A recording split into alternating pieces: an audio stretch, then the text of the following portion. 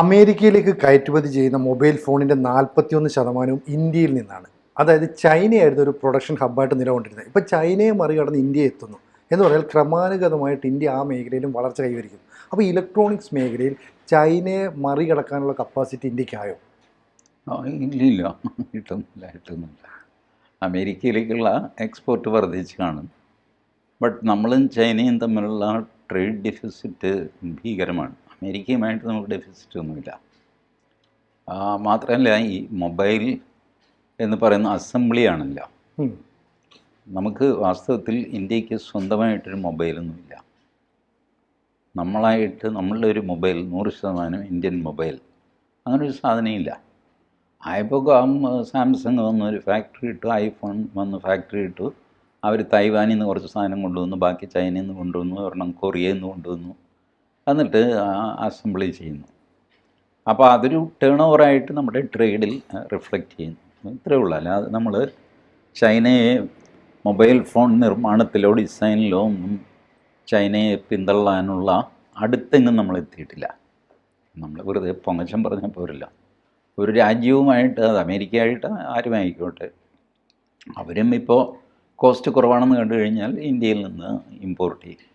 ഇപ്പോൾ ട്രംപ് തടയാൻ ശ്രമിക്കുന്നത് അതാണ്. കഴിയുന്നത്ര അമേരിക്കയിൽ തന്നെ ഉണ്ടാക്കുക, മേക്ക് അമേരിക്ക ഗ്രേറ്റ് അഗെയിൻ. അതിനാണ് പുള്ളി താരിഫ് അടിക്കുകയും നാട്ടിലെല്ലാം വഴക്കുണ്ടാക്കിക്കൊണ്ട് നടക്കുകയൊക്കെ ചെയ്യുന്നത്. ആ ഉദ്ദേശത്തോടെയാണ്. ഒരു കാലത്ത് അവർ ഒരു ലോ ടെക്നോളജി ആയിട്ട് അവർ ഇപ്പോഴും അങ്ങനെയാണ് അവർ കരുതുന്നത്. അമേരിക്ക ഇരുമ്പ്, ഉരുക്ക് വ്യവസായം, അത് ഇതൊക്കെ എല്ലാം മാനുഫാക്ചറിങ് ഒക്കെ ചൈനയിലേക്ക് മാറ്റി.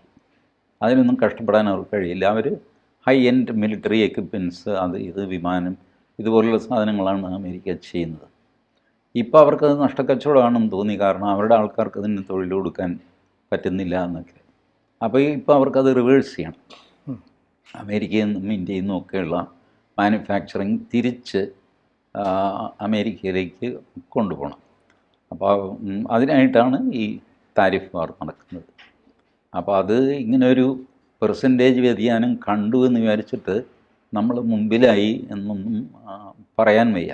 താൽക്കാലികമായിട്ട് ട്രേഡ് ബാലൻസിൽ അവിടെ ഇവിടെയും കുറവുണ്ടായി എന്നേ അതിനർത്ഥമുള്ളൂ. അല്ല, ശരിക്കും പറഞ്ഞാൽ ചൈനയെ ഒരു പ്രൊഡക്ഷൻ ഹബ്ബായിട്ട് വളർത്തുന്നതിൽ അമേരിക്കയ്ക്ക് വലിയ പങ്കുണ്ടായിരുന്നു. അമേരിക്ക ഉൾപ്പെടെയുള്ള യൂറോപ്യൻ രാജ്യങ്ങൾ ഞങ്ങളിവിടെ ഇൻവെസ്റ്റ് ചെയ്യാമെന്നൊക്കെ പറഞ്ഞിട്ടാണല്ലോ ചൈന വളർത്തിയത്. പക്ഷേ ഒരു പരിധി കഴിഞ്ഞപ്പോൾ ചൈന അമേരിക്കയ്ക്ക് ഭീഷണിയായി വന്നപ്പോൾ ഇന്ത്യയിലേക്ക് കൂടുതൽ പ്രൊഡക്ഷൻ ഹബ്ബ് മാറ്റാം, അല്ലെങ്കിൽ കുറച്ച് ഇൻവെസ്റ്റ്മെൻറ്റ് നടത്താമെന്നൊക്കെ ട്രംപ് ആദ്യം പറഞ്ഞിരുന്നു. പിന്നീട് നിലപാട് മാറ്റി. പക്ഷേ അങ്ങനെ ഒരു മാറ്റം ഉണ്ടാവുമോ കാലങ്ങൾ കഴിയുമ്പോഴേക്കും? അല്ല, അത് ഇവർ മാറ്റുമ്പോൾ അവർ വളരെ എളുപ്പത്തിലുള്ള ഒരു കാര്യമായിട്ടാണ് അവരത് ധരിച്ചിരുന്നത്. ബട്ട് ചൈന ഈ മാനുഫാക്ചറിങ് എല്ലാം സ്വീകരിക്കുകയും അവർ റിവേഴ്സ് എഞ്ചിനീയറിങ്ങിൻ്റെ ഉസ്താദുക്കളാണ് ചൈന. ഒരു സാധനം കയ്യിൽ കിട്ടിക്കഴിഞ്ഞാൽ അത് കോപ്പി അടിക്കാൻ മിടുക്കന്മാരാണ്. കോപ്പി അടിക്കുന്നത് ഒരു മോശമാണ് എന്ന് ഒറ്റ നോട്ടത്തിൽ നമുക്ക് തോന്നാം. അത്ര മോശമൊന്നുമല്ല. ചൈന അവരുടെ വിമാനങ്ങൾ അമേരിക്കയിൽ നിന്ന് കോപ്പി അടിച്ചു. ഒരുപാട് കാര്യങ്ങൾ അവർ കോപ്പി അടിച്ചു അവരുടെ സ്വന്തമായി. എന്നിട്ടത് ബെറ്ററാക്കി, ഒറിജിനലിനെ വെല്ലുന്ന കോപ്പിയായിട്ട് മാറി. അപ്പോൾ അമേരിക്കയ്ക്ക് ഇത് മനസ്സിലായി പിടിച്ചൊക്കെ വന്നു കഴിഞ്ഞപ്പോഴത്തേക്ക് ഇതൊക്കെ ഓവർനൈറ്റ് മാറ്റാൻ പറ്റുമോ? ഒരു ഫാക്ടറിയൊക്കെ മാനുഫാക്ചറിങ് ആൾ ചൈനയിൽ നിന്നും മാറ്റുന്നു. എങ്ങനെ മാറ്റും? അമേരിക്കയിൽ ബിൽഡിംഗ് എവിടെ? ഒരു ബിൽഡിംഗ് ഉണ്ടാക്കി സ്ഥലമെടുത്ത് അത് കംപ്ലീറ്റ് ചെയ്ത് അതിൻ്റെ മെഷീനറിയൊക്കെ ആയി ഒക്കെ ചെയ്തിട്ടൊക്കെ വേണ്ടേ മാനുഫാക്ചറിങ് മാറ്റാൻ. രാത്രിക്കകത്ത് മാറ്റാനൊന്നും പറ്റില്ല. അപ്പോൾ അത് അനൗൺസ് ചെയ്ത് കഴിഞ്ഞാൽ പിന്നെ അവിടെ നിന്ന് പിന്നെ 1-2 വർഷം എടുക്കും ഇത് മാറ്റി വരാൻ. അപ്പോഴത്തേക്ക് ലോക സാഹചര്യങ്ങൾ വീണ്ടും മാറി. അപ്പോൾ കുറച്ച് പേര് പറയും ഞങ്ങൾ മാറ്റുന്നില്ല, ഞങ്ങൾ അവിടെ തന്നെ മതി, ഇനിയിപ്പോൾ തലവേദനയൊന്നും വയ്യ എന്നൊക്കെ പറയും. ഇങ്ങനെ ഒരു ഫ്ലൂയിഡ് സ്റ്റേറ്റിലാണ് പ്രത്യേകിച്ച് മൊബൈൽ മാനുഫാക്ചറിങ്. അപ്പോൾ അതിൽ ഒരു അപ്പർ ഹാൻഡ് കിട്ടിയെന്ന് വിചാരിച്ചിട്ട് നമ്മൾ ചൈനയെ വെല്ലുവിളിച്ചു എന്നൊന്നും പറയണ്ട. അമേരിക്കയുമായിട്ടുള്ള ട്രേഡിൽ നമുക്കൊരു അപ്പർ ഹാൻഡ് കിട്ടി എന്നേ ഉള്ളൂ.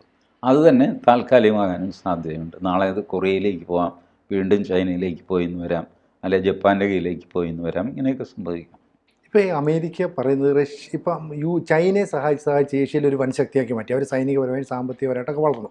അതുകൊണ്ട് തന്നെ ഇന്ത്യയും അങ്ങനെ സഹായിച്ചാൽ, അല്ലെങ്കിൽ കൂടുതൽ കമ്പനികൾ ഇൻവെസ്റ്റ് ചെയ്താൽ ഇന്ത്യയും അങ്ങനെ ഒരു വളർച്ച ഉണ്ടാകുകയും അത് ഭാവിയിൽ അമേരിക്കയ്ക്ക് ഭീഷണി ഉണ്ടാകുകയും ചെയ്യും. അതുകൊണ്ട് നമുക്ക് ഈ പ്രൊഡക്ഷൻ ഹബ്ബുകൾ മാറ്റാം ചൈനയിൽ നിന്ന്. പക്ഷേ അത് കൊറിയയിലേക്ക്, അതുപോലെ തന്നെ തായ്ലാൻഡിലേക്കൊക്കെ മാറ്റാം. കാരണം അവിടെ ഈ കുറച്ചുകൂടെ യങ്സ്റ്റേഴ്സായിട്ടുള്ള ആൾക്കാരുണ്ട്, കുറച്ചുകൂടെ ടെക്നിക്കലി നല്ല ബുദ്ധിയുള്ള ആൾക്കാരുണ്ട്. ഇന്ത്യയിലും അതുപോലെ ഉണ്ടല്ലോ. അപ്പം അവരുടെ ഒരു സഹായമില്ലെങ്കിലും നമുക്ക് സ്വന്തമായിട്ട് അത്തരത്തിൽ ഡെവലപ്പ് ചെയ്ത് വളർന്നുകൂടെ?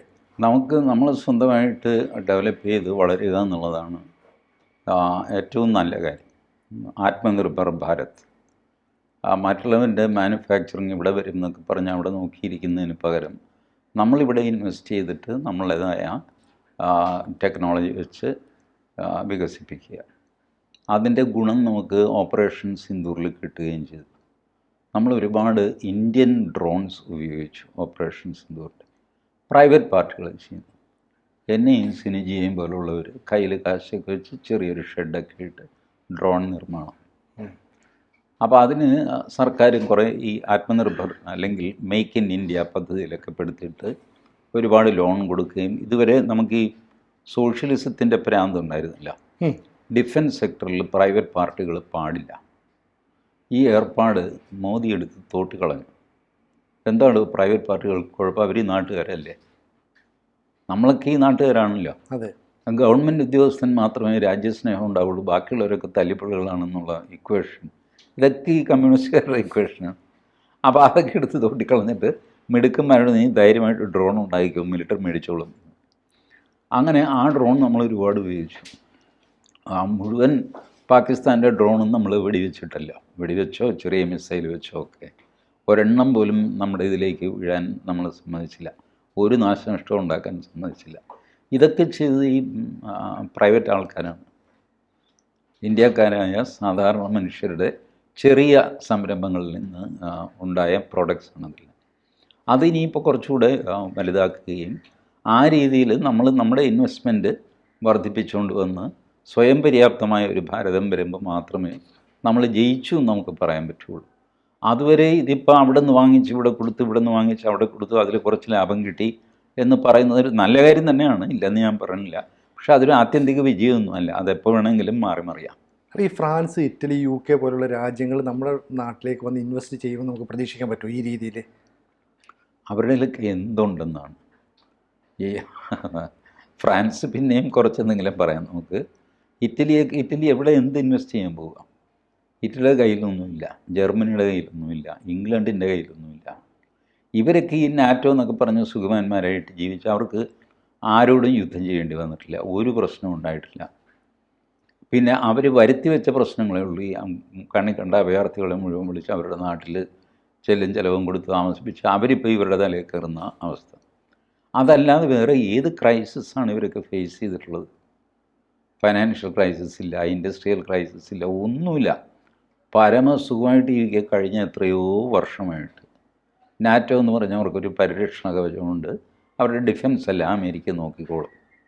ഇപ്പോൾ അമേരിക്ക പറഞ്ഞു നിങ്ങളും കാശ് മുടക്കണം, ഞാൻ മാത്രമായിട്ട് ഈ ഭാരം നോക്കാൻ പറ്റില്ല എന്ന് പറഞ്ഞു. എന്നാൽ ശരി, കാശ് മുടക്കാമെന്ന് പറഞ്ഞു. ഇനി അവരുടെ ഈ പറഞ്ഞ ഡിഫൻസ് ഇൻഡസ്ട്രിയോ മറ്റേതോ ഒക്കെ മെല്ലെ തുടങ്ങി അവർ സ്ട്രോങ് ആയിട്ടൊക്കെ വരണം. അതല്ലാതെ അവർക്ക് ഇൻവെസ്റ്റ് ചെയ്യാൻ അവരുടെ കയ്യിൽ ഒരു മണ്ണാങ്കട്ടേ ഇല്ല. നമുക്ക് വെറുതെ തോന്നുന്നതാണ് ഇറ്റലി, ജർമ്മനി, ആ പ്രതാപകാലമൊക്കെ പോയി. ജർമ്മനിക്ക് ഇപ്പോഴും ഈ ഹെവി മെഷീനറി ഇൻഡസ്ട്രിയിലൊക്കെ ഒരു അവരുടെ ഫാക്ടറീസും മാനേജ്മെൻറ്റ് ഡിമാൻഡ് എന്നൊക്കെ പറഞ്ഞ് ഏർപ്പാടൊക്കെ ഉണ്ട്. ബട്ട് അതൊന്നും തന്നെ ഇന്ത്യയിൽ കൊണ്ടുവന്ന് ഇൻവെസ്റ്റ് ചെയ്തിട്ടൊരു പുതിയ ഇൻഡസ്ട്രി തുടങ്ങാനും മാത്രമുള്ള കാശ് അവരുടെ കയ്യിലില്ല, അതിൻ്റെ ആവശ്യം അവർക്കില്ല. അവർ ഇതേപോലെ എഫിഷ്യൻ്റായിട്ട് ജർമ്മനിയിൽ ചെയ്യാൻ അവർക്കറിയാം. അപ്പോൾ ഈ മൊബൈൽ ഫോണിൻ്റെ ഇറക്കുമതിയിൽ 41% ഇന്ത്യയാണെന്ന് പറഞ്ഞാൽ സ്വാഭാവികമായിട്ടും ചൈനയ്ക്ക് എത്രയോ കാലമായിട്ടുണ്ടായിരുന്നൊരു കുത്തകയാണ് തകർന്നത്. അപ്പോൾ ചൈനയ്ക്ക് അതിൻ്റേതായ ഒരു പ്രശ്നങ്ങൾ, പ്രതിസന്ധിയൊക്കെ ഉണ്ടാവില്ലേ? ഇന്ത്യ അങ്ങനെ കരുതൽ ഉണ്ടാവും. പക്ഷേ ഈ മൊബൈൽ ഫോൺ കൊണ്ട് മാത്രമൊന്നും ചൈനയെ തോൽപ്പിക്കാൻ പറ്റില്ല. ട്രേഡിൽ കൂടുതലും കുറവൊക്കെ ഉണ്ടാകും. 100 ബില്യൺ ഉള്ളത് 99.9 ബില്യനായി. ഇതാണ് സംഭവിക്കുന്നത്. നമ്മൾ ഇപ്പോൾ 41% എന്നൊക്കെ പറയും. കാശ് എത്രയാണ്? കാശ് എത്രയേ ഉണ്ടാവുള്ളൂ. അപ്പോൾ അത് ചൈനയെ അഫക്റ്റ് ചെയ്യുന്നൊന്നും അങ്ങനെയൊന്നും, അങ്ങനെ ചെറുതാകുന്നൊരു എക്കോണമി അല്ല ചൈനയുടെ. പക്ഷേ നമ്മുടെ മുമ്പിൽ ഒരു തുറന്ന പുസ്തകമല്ലേ ചൈന എങ്ങനെയാണ് ഇത്രയും വലുതായെന്നുള്ളത്. കാരണം അമേരിക്കയുടെ ഇടപെടലോടെ യൂറോപ്യൻ രാജ്യങ്ങൾ വൻതോതിൽ അവിടെ ഇൻവെസ്റ്റ് ചെയ്യുന്നു, ചെറിയ ചെറിയ ഫാക്ടറി വന്നു. അതുപോലെ കണ്ട് ഇന്ത്യക്ക് പഠിക്കാൻ പറ്റില്ലേ? ഒരു കാര്യം മനസ്സിലാക്കണം, ചൈന ഏകാധിപത്യം നിലവിലുള്ളൊരു രാജ്യമാണ്. അവിടെ എതിർ ശബ്ദങ്ങൾക്ക് ഇതില്ല, സ്കോപ്പില്ല. അപ്പം തന്നെ ഒരു ഭരണാധികാരിക്ക് ശക്തമായ തീരുമാനങ്ങൾ എടുക്കാനും നടപ്പിലാക്കാനും പറ്റും. ശരിയോ തെറ്റോ ആയി, മിക്കവാറും അത് തെറ്റായിരിക്കുകയും ചെയ്യും, പക്ഷേ അയാളത് ചെയ്യും. അതാണ് ചൈനയുടെ അഡ്വാൻറ്റേജ്. നമുക്കതില്ല. നമുക്കിവിടെ ഓരോ സ്റ്റോപ്പിലും സിന്ദാബാദും വഴക്കും ഒക്കെ കഴിഞ്ഞിട്ട് ഒരു കാര്യം തുടങ്ങാൻ പറ്റുള്ളൂ. സ്ഥലം ഏറ്റെടുക്കുന്നത് മുതൽ നമ്മുടെ വഴക്ക് തുടങ്ങും. അങ്ങനെയൊക്കെ ചെയ്ത് നമ്മളൊരു ഇൻഡസ്ട്രി ഉണ്ടാക്കി വരുമ്പോഴത്തേക്ക് 10-15 വർഷം എടുക്കും.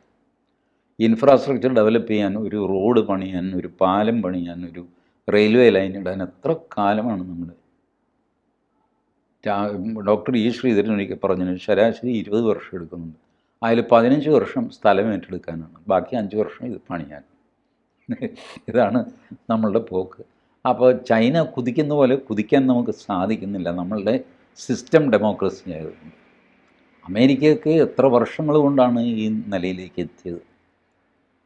അപ്പോൾ Atmanirbhar Bharat, make in India പ്രൊജക്റ്റുകളിലൂടെ നമ്മൾ അതിലേക്കൊരു സ്റ്റെപ്പ് എടുത്ത് വെക്കുന്നു എന്ന് നമുക്ക് ആശ്വസിക്കാൻ പറ്റും. അത് തീർച്ചയായിട്ടും. അപ്പോൾ ആ രീതിയിൽ നേട്ടങ്ങളുണ്ടാകും നമുക്ക് പ്രതീക്ഷിക്കുകയും ചെയ്യാം.